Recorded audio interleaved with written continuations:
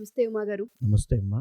అమావాస్య డిసెంబర్ 30. ప్రతి ఒక్కరు కూడా అమావాస్య అనగానే పానిక్ సిచ్యుయేషన్కి వెళ్తుంటారు. అంటే ఇదొక నెగిటివ్ వైబ్ ఉన్న రోజు అని చెప్తూ ఉంటుంటారు. బట్ ఈ నెగిటివ్ నుంచి పాజిటివ్కి వెళ్ళడానికి ఇది ఒక అద్భుతమైన రోజు అని చాలామంది గ్రహించరు. మన స్పిరిచువల్ వేలో కనుక చూస్తే ఈ మధ్య కాలంలో చాలామంది అష్టమ శని, అర్ధాష్టమ శని అండ్ దాంతోపాటు కొన్ని దోషాల వల్ల ఆర్థిక ఇబ్బందులు చాలా ఎక్కువగా చూస్తున్న వాళ్ళు ఉన్నారు. సో వాళ్ళకి కనుక మీరు ఎలాగో లక్ష్మీ గణపతి పూజ, అష్టలక్ష్మి హోమం నిర్వహించబోతున్నారు కాబట్టి ఈ రోజున రాసుల వారు ఎవరైతే ఉంటుంటారో ఎటువంటి ఫలితాలు ఉండే అవకాశం ఉంటుంది అంటారు దీనిలో కనుక పాల్గొంటే? మనం అమావాస్య విషయం మాట్లాడుతున్నాం కాబట్టి రాబోయేటువంటి డిసెంబర్ 30వ తారీఖు అమావాస్య మూలా నక్షత్రము అయింది. మూలా నక్షత్రము అంటే సరస్వతీదేవి యొక్క నక్షత్రం అండి. అంటే లక్ష్మీ సరస్వతి యొక్క అనుగ్రహం కలిగేటువంటి రోజు. అమావాస్య అంటే చాలామంది ఇదొక మంచి రోజు కాదు, చెడ్డ తిథి, మనం దీని జోలికి వెళ్ళకూడదు అనుకుంటారు. కానీ జ్యోతిష శాస్త్రంలో ఒక మాట ఉంటుంది, పర్ఫెక్ట్ ముహూర్తం అనేది బ్రహ్మగారు కూడా పెట్టలేరు అని. అంటే దాని అర్థం ఏంటంటే ప్రతిరోజు పౌర్ణమి నాడు కూడా దుర్ముహూర్తం ఉంటుంది, అమావాస్య నాడు కూడా అమృత గడియలు ఉంటాయి. ప్రతి తిథి రోజు 2 ఉంటాయి. అయితే ఇంకపోతే అమావాస్య నాడు అర్ధరాత్రి పూట ఈ లక్ష్మీ హవనము, లక్ష్మీ పూజ ఎందుకు చేయమని చెప్తారంటే, అమావాస్య అర్ధరాత్రి పూట లక్ష్మీ మంత్రం చదివినా, లక్ష్మీదేవి యొక్క ఆరాధన చేసిన, ఆమె కోసం ధ్యానం చేసిన ఆమె వెంటనే వశీకరణం అవుతుంది. అంటే ఆమె తొందరగా సిద్ధిస్తుంది, ప్రసన్నం అవుతుంది అని అర్థం.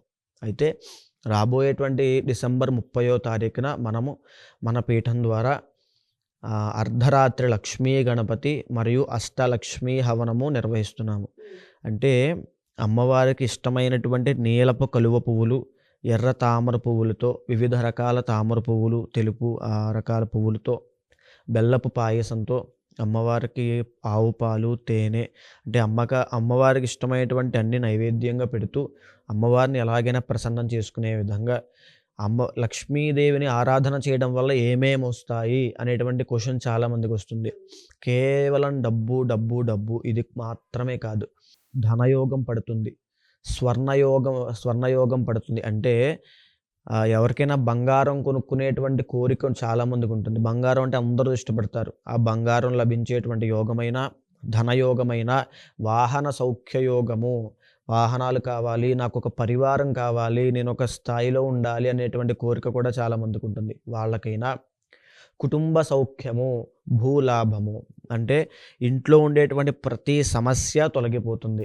ఇప్పుడు ఇంట్లో మన దగ్గర ఒక 10,000 కోట్లు లేకపోవచ్చండి, తల్లి తండ్రి ఉన్నటువంటి భార్య పిల్లలు అందరూ ఆరోగ్యంగా నవ్వుతూ తిరుగుతున్నారు అనుకోండి, అదే ఐశ్వర్యము. దాన్నే ఐశ్వర్యము అంటారు.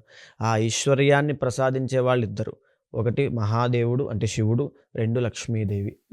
ఆ లక్ష్మీదేవి తొందరగా ప్రసన్నమయ్యేటువంటి రోజే అమావాస్య, పౌర్ణమి. ముఖ్యంగా అమావాస్య అర్ధరాత్రి చేయడం వల్ల తీరని సమస్యలు ఏమైనా ఉన్నా, అంటే ఎప్పటి నుంచో మేము ఇలా అప్పుల్లోనే ఉన్నామండి, మా బ్రతుకు ఇంతే, మా జీవితాలు ఇంతే, మాకు ఇంకా దేవుడు కరుణించడు అనే వాళ్ళకి కూడా అమావాస్య అర్ధరాత్రి పూట చేయడం వల్ల అపారమైన అద్భుత యోగాలు సిద్ధిస్తాయి. అంటే వీళ్ళు చేసేటువంటి ప్రయత్నానికి విశ్వము, ఆ దైవశక్తి 10 రెట్లు ఫలితాన్ని ఇస్తుంది. ఆ పాజిటివ్ ఎనర్జీ అలా సిద్ధిస్తూ ఉంటుంది. అయితే ఏ రాశులు వాళ్ళు చేసుకోవాలి? ఇప్పటి వరకు మేషరాశి వాళ్ళకి ఎలాంటి సమస్య లేదు. కానీ మార్చి 30 తర్వాత నుంచి వీళ్ళకి ఏలినాటి శని ప్రారంభం కాబోతోంది. జ్యోతిష శాస్త్రంలో మనం ఎప్పుడు జాతకం చూసినా లేదా ఎవరికి జాతకం చెప్పినా కేవలం జాగ్రత్త పడడం కోసం మాత్రమే చెప్తాం. సో ఇలా ఉండబోతోంది, ఈ రకమైన ఫైనాన్షియల్ మేనేజ్మెంట్ చేసుకోండి అని. మేషరాశి వాళ్ళు అశ్విని, భరణి, కృత్తిక 1వ పాదం వరకు ఉన్నటువంటి మేషరాశి వాళ్ళు తప్పకుండా ఈ అమావాస్య పూట అర్ధరాత్రి మహాలక్ష్మి హవనంలో పాల్గొనండి. ఎందుచేతనంటే రాబోయేటువంటి ఏలినాటి శని మూలాన విపరీతమైన ఖర్చు అవ్వడము, వచ్చేటువంటి అవకాశాలన్నీ కూడా దూరం అవ్వడము, తరువాత చుట్టూ ఉండేటువంటి బంధాలు, అంటే వాళ్ళు ప్రేమించిన వాళ్ళు, చుట్టూ అప్పటి వరకు స్నేహితులుగా సపోర్ట్ ఉన్న వాళ్ళు కూడా ఒక్కొక్కరిగా విభజించి వెళ్ళిపోవడము, ఆ రకంగా వాళ్ళ పరిస్థితి ఏకాకిగా అయిపోతుంది. ఇక్కడ అమావాస్య నాడు పాల్గొన్న తర్వాత ప్రతి ఒక్కరికి కూడా ఒక లక్ష్మీ మంత్రాన్ని ఉపదేశం ఇవ్వడం జరుగుతుంది, ఒక లక్ష్మీ మంత్రాన్ని ఇవ్వడం జరుగుతుంది. ఆ లక్ష్మీ మంత్రాన్ని ఎలా చదవాలి అనేటువంటి విషయం కూడా చెప్తారు. ఉదయము, మధ్యాహ్నము, సాయంత్రము బ్రహ్మ ముహూర్తంలో లేచి ఒక మాల జపం చేయాలి. మధ్యాహ్నం ఒక మాల జపం చేయాలి. సాయంత్రం వేళ ఒక మాల జపం చేయాలి. ఎప్పుడైతే ఈ అమావాస్య నాడు రాబోయే డిసెంబర్ 30వ తారీఖు అమావాస్య మూలా నక్షత్రం నాడు ప్రారంభించి వాళ్ళు అలా జపం కొనసాగిస్తూ ఉంటారో ఏలినాటి శని వచ్చేసరికి వాళ్ళ యొక్క మంత్రము సిద్ధిస్తుంది. ప్రతి అమావాస్యలో పాల్గొనడం వల్ల. అప్పటి నుంచి ఏలినాటి శని ప్రారంభమైన తరువాత కూడా వాళ్ళకి ఎలాంటి దోషము పట్టదు. వాళ్ళని ఒక రక్షా కవచంలాగా కాపాడుతుంది. అంత పవర్ ఉంటూ ఉంటుంది. సో, ఆ రకంగా రాబోయేటువంటి డిసెంబర్ 30వ తారీఖు ఈ యొక్క సోమవారము, మూలా నక్షత్రము, అమావాస్య దగ్గర నుంచి ప్రతి ఒక్కరూ లక్ష్మీ గణపతి మరియు అష్టలక్ష్మీ హవనంలో పాల్గొనండి. తప్పకుండా లక్ష్మీ మంత్రాన్ని పారాయణ చేయండి, జపం చేయండి. అనేక అద్భుత యోగాలు మేషరాశి వాళ్ళకి సిద్ధిస్తాయి. ఇకపోతే వృషభ రాశి. హ్మ్. వృషభ రాశి వాళ్ళకి దాదాపుగా 2 సంవత్సరాల దగ్గర నుంచే కంటక శని నడుస్తోంది. అయితే వీళ్ళకి ఇప్పుడు మార్చి 30 దగ్గర నుంచి రాబోతోంది. అద్భుతమైనటువంటి యోగం పట్టబోతోంది. కంటక శని దోషం వదలబోతోంది. అద్భుతమైన వృత్తిపరంగా, వ్యాపారపరంగా ప్రతి దాంట్లోనూ ఒక రాణింపు, అభివృద్ధి అనేది చూడబోతున్నారు. హ్మ్. ఇప్పుడు ఎప్పటినుంచో వీళ్ళ యొక్క బాధలు పడుతున్నారు కాబట్టి ఈ లక్ష్మీదేవిని ఆరాధన చేయడం వల్ల పట్టబోయేటువంటి అదృష్టం ఇంకా రెట్టింపు అవుతుంది. ఓకే.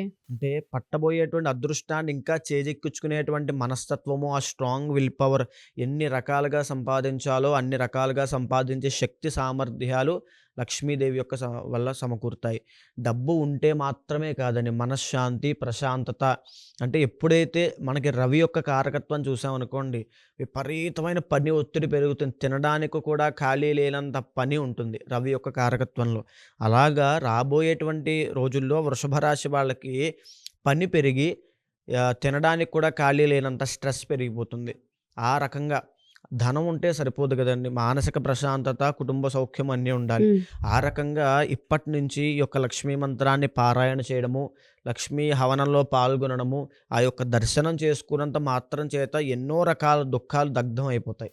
ఓకే. ఆ రకంగా వృషభ రాశి వాళ్ళు కృత్తిక, ఈ యొక్క రోహిణి, మృగశిర నక్షత్రం వాళ్ళు తప్పకుండా డిసెంబర్ 30వ తారీఖు జరిగేటువంటి లక్ష్మీ గణపతి అష్టలక్ష్మీ హవనంలో పాల్గొనండి. హ్మ్. ఇకపోతే మిథున రాశి. మిథున రాశికి మనం రాశి పరంగా చెప్పాము. ఎందుకు ఇప్పుడు ఈ యొక్క లక్ష్మీ గణపతి వీటిలో పాల్గొనాలో ఒక్కొక్క రాశి గురించి నేను చెప్తున్నాను. ఈ మిథున రాశి వాళ్ళ గురించి మనం ఆల్రెడీ మాట్లాడుకున్నాము. మొన్న జరిగినటువంటి సంవత్సరం అయినా, రాబోయేటువంటి సంవత్సరం అయినా మిశ్రమ ఫలితంగా ఉంటుంది. వీళ్ళకి పెద్ద మార్పులేమీ కనబడవు. అలాంటి మార్పులు కనబడని వాళ్ళకి కూడా, అపమృత్యు దోషం ఉన్న వాళ్ళకి కూడా లక్ష్మీదేవి 8 రకాలైనటువంటి ఐశ్వర్యాలను ఇస్తుందండి. ఆయుష్నిస్తుంది, ఆరోగ్యాన్ని ఇస్తుంది, తేజస్సునిస్తుంది, సౌఖ్యాన్ని ఇస్తుంది, ధనాన్ని ఇస్తుంది. ఇలా 8 రకాలుగా ఇస్తుంది. దాంట్లో ఆయుష్ కూడా ఉంటుంది. ఎప్పుడైతే లక్ష్మీదేవిని మనం అమావాస్య నాడు ఆరాధన చేస్తామో తప్పకుండా ఆయుష్ అనేది పెరుగుతుంది. ఎవరికైనా అపమృత్యు దోషాలున్నా, లేకపోతే ఆరోగ్య సమస్యలున్నా, రాబోయేటువంటి సంవత్సరంలో మాకు ఇంకే మార్పులు లేనటువంటి వాళ్ళు కూడా చూడండి, ఒక్క విషయం చెప్తాను. ఏ మనిషి అయితే మంత్రానికి కానీ, దైవానికి కానీ సరెండర్ అవుతాడో, అంటే చేతులు జోడించి ఇంక నా శరణం అంటాడో, వాళ్ళకి మొత్తం అంతా కూడా ఆ అమ్మవారే, ఆ మంత్రమే చూసుకుంటుంది. మనం ఒక ఇస్కాన్ టెంపుల్‌కి వెళ్ళామనుకోండి, ఎంతోమంది మనకక్కడ వాళ్ళు కనబడతారు. వాళ్ళకి జాతకాలుంటాయి. వాళ్ళకి దోషాలుంటాయి. కానీ వాళ్ళు ఎంత ప్రశాంతంగా జీవితం గడుపుతూ ఉంటారు. అవును. ఎందుచేత అంటే వాళ్ళు ఒక మంత్రానికి, ఒక కృష్ణ భగవానుడికి సరెండర్ అయ్యారు కాబట్టి. ఆ రకంగా ఈ రాబోయేటువంటి డిసెంబర్ 30వ తారీఖు దగ్గర నుంచి ఒక మంత్రానికి, అంటే ఒక లక్ష్మీ మంత్రానికి సరెండర్ అవ్వండి. ఆ మంత్రమే మిమ్మల్ని నడిపిస్తుంది. మీ జీవనంలో వచ్చేటువంటి ఇబ్బందుల్ని, బాధల్ని, దుఃఖాల్ని ఆ మంత్రమే హరించేస్తుంది. సర్వ సౌఖ్యాల్ని ప్రసాదిస్తుంది. తరువాత కర్కాటక రాశి. హ్మ్. ఇప్పటి వరకు అష్టమ శని అనేటువంటి ఒక దోషంతో బాధపడ్డారు. ప్రస్తుతం కర్కాటక రాశిలో కుజుడు స్తంభించి ఉన్నాడు. అయితే ఈ కర్కాటక రాశి వాళ్ళకి ఇప్పటి వరకు కొంత గాయాలు అవ్వడము, యాక్సిడెంట్లు అవ్వడము, అవ్వకపోతే మార్చి 30 దాకా వచ్చేటువంటి గ్రహగతుల వల్ల, ఈ యొక్క శని ప్రభావం వల్ల తప్పకుండా గాయాలు పాలవ్వడము, శరీర రుగ్మతలు, ఆకస్మిక ధన నష్టాలు ఇవన్నీ చూడబోతున్నారు. అయితే ఇలాంటి ప్రభావం ఉన్నవాళ్ళు కూడా లక్ష్మీదేవి కాపాడుతుంది. మనం ఎప్పుడైనా సరే గృహస్థాశ్రమము, అంటే పెళ్లి చేసుకోవాలి, పిల్లల్ని కనాలి, లేకపోతే ఇంకా వగైరా వగైరా కోరికలు ఉన్నప్పుడు ఏ దేవతను ఆరాధన చేయాలి అంటే సాత్వికమైన దేవతల్ని ఆరాధన చేయాలి. వినాయకుడు, లక్ష్మీదేవి, వెంకటేశ్వర స్వామి ఈ రకంగా ఆరాధన చేయడం వల్ల సర్వ సౌఖ్యాలు, సర్వధనయోగాలు సిద్ధిస్తాయి. ఆ రకంగా కర్కాటక రాశి వాళ్ళకి మార్చి 30 తర్వాత అష్టమ శని దోషం పోబోతోంది. ఆ పోయేటువంటి అష్టమ శని దోషం పోయిన తర్వాత సర్వ సౌఖ్యాలు ఉండడానికి లక్ష్మీదేవి ఆరాధన చేయండి. ఓకే. లక్ష్మీదేవి ఆరాధనలో పెద్ద కష్టాలు, పెద్ద నిష్ఠానియమాలు కూడా ఉండవు. సుఖంగా, సంతోషంగా మీ పని మీరు చేసుకుంటూనే ఆ మంత్రజపాన్ని చక్కగా చదువుకోవచ్చు. ఆ చదవడం వల్ల వచ్చేటువంటి ఆనందాన్ని, ఆ అనుభూతిని మీరు చాలా శీఘ్రంగా ఒక 4, 5 రోజుల్లోనే తెలుసుకుంటారు. ఇకపోతే సింహరాశి.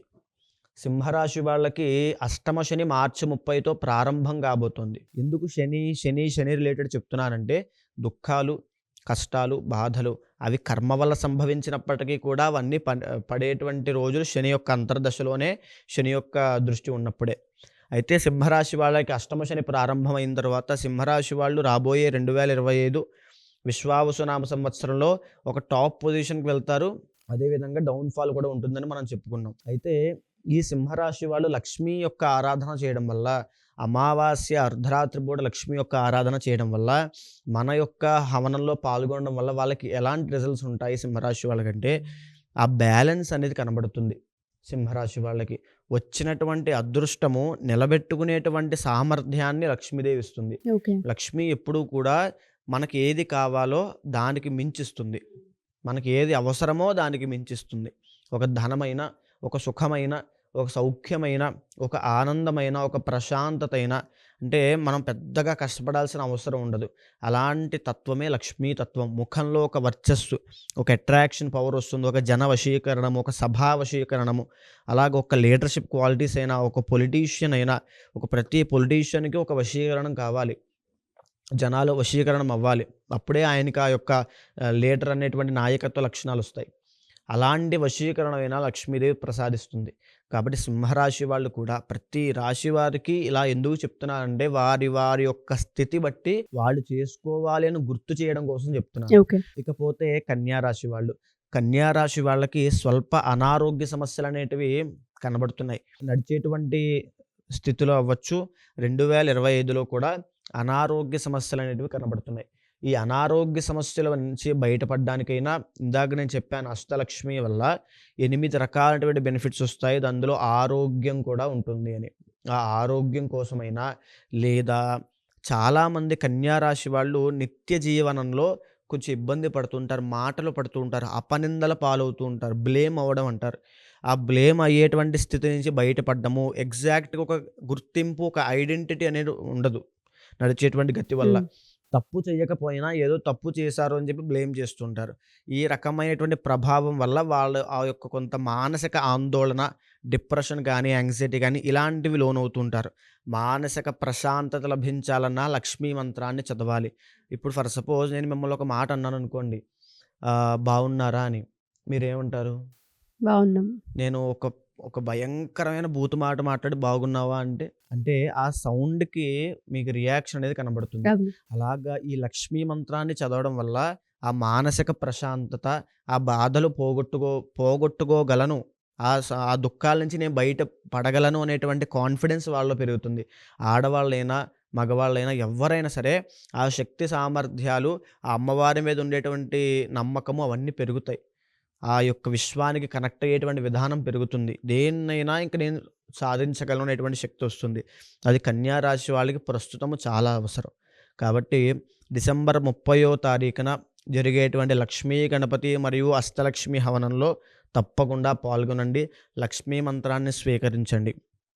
ఆ లక్ష్మీ మంత్రాన్ని ఎలా చదవాలి అనేటువంటిది మా వాళ్ళు మీకు డీటెయిల్డ్గా ఎక్స్ప్లెయిన్ చేస్తారు. చదివిన తర్వాత అపారమైన అద్భుత యోగాలు మీకు సిద్ధిస్తాయి. ఇకపోతే తులారాశి వాళ్ళకి మార్చి 30 తర్వాత, మే 15 తర్వాత చాలా మార్పులు కనబడుతున్నాయి 2025 విశ్వావసునామ సంవత్సరంలో. ఇంకా తులారాశి వాళ్ళకి చెప్పాలంటే ఒక మిశ్రమ ఫలితాలని చెప్పొచ్చు. మిథున రాశి లాగానే మిశ్రమ ఫలితాలు. ఈ తులారాశి వాళ్ళకి అద్భుతమైన గుర్తింపు కావాలి అనుకున్నా, లేకపోతే సుఖం కావాలనుకున్నా, ఇప్పుడు ప్రస్తుతం తులారాశి వాళ్ళకి లేనటువంటిది ఏంటంటే సుఖం లేదు. డబ్బు ఉంటుంది, లేకపోతే ప్రతీదీ ఉంటాయి కానీ సుఖం లేదు. డబ్బులున్నాయి, ఎలా ఖర్చు పెట్టుకోవాలో తెలియనటువంటి స్థితిలో కూడా తులారాశి వాళ్ళు ఉంటారు రాబోయేటువంటి రోజుల్లో కూడా. ఇంకా ఎలాంటి సమస్య అయినా సరే లక్ష్మీదేవిని ఆరాధన చేయండి. లక్ష్మీదేవి సర్వ సౌఖ్యాలని ప్రసాదిస్తుంది. అంటే ఒక వైభవ లక్ష్మి అమ్మవారు అవ్వచ్చు, లక్ష్మీ గణపతి అవ్వచ్చు, లేకపోతే భద్రకాళి అమ్మవారు అవ్వచ్చు. ఎవ్వరైనా సరే ఆ పూజ చేయడం వల్ల మీలో ఒక తెలియని మార్పులనేవి సంభవిస్తాయి. మీ పరిస్థితుల్లో తెలియని మార్పులు సంభవిస్తాయి. ఆకస్మికంగా ఎన్నో యోగాలు సిద్ధిస్తాయి. ఆ రకంగా డిసెంబర్ 30వ తారీఖున జరిగేటువంటి డిసెంబర్ 30వ తారీఖున ఎందుకు ప్రారంభం చేస్తున్నామంటే, డిసెంబర్ 30వ తారీఖు అమావాస్య, మూలా నక్షత్రము. చాలా శక్తివంతమైంది, సర్వ సౌఖ్యవంతమైంది. అంటే ఎన్నో సౌఖ్యాలని ఆ రోజు మన లక్ష్మీదేవిని ఆరాధన చేయడం వల్ల ఆమె ప్రసాదిస్తుంది కాబట్టి ఆ రోజున ప్రారంభం చేస్తున్నాము. సో తప్పకుండా ఈ యొక్క ప్రతి రాశి వాళ్ళు ఈ యొక్క కార్యక్రమంలో పాల్గొనండి. డెఫినెట్గా అండి. సో మీరు చెప్పినట్టుగానే ఎవరైతే మా ఎపిసోడ్ చూస్తూ ఉంటుంటారో, సో ప్రతి రాశి వారు కూడా ఈ హోమంలో పాల్గొంటే మంత్రసిద్ధి అనేది ఒకటి ఉంటూ ఉంటుంది. మన సంకల్ప బలానికి ఎప్పుడైతే మంత్రసిద్ధి ఆడన్ అవుతూ ఉంటుందో, ఎంత నెగిటివ్ ఉన్నా ఒక పాజిటివ్ని మనం అట్రాక్ట్ చేసే అవకాశం ఉంటూ ఉంటుంది. మీకు కనుక ఫర్దర్గా డీటెయిల్స్ కావాలి అనుకున్నా, ఈ పూజలో మీరు పార్టిసిపేట్ చేయాలి అనుకున్నా, కింద స్క్రోల్ అవుతున్న కాంటాక్ట్ నెంబర్ని కాంటాక్ట్ చేయొచ్చు. థ్యాంక్ యూ ఉమా గారు. Thank you so much. నమస్తే.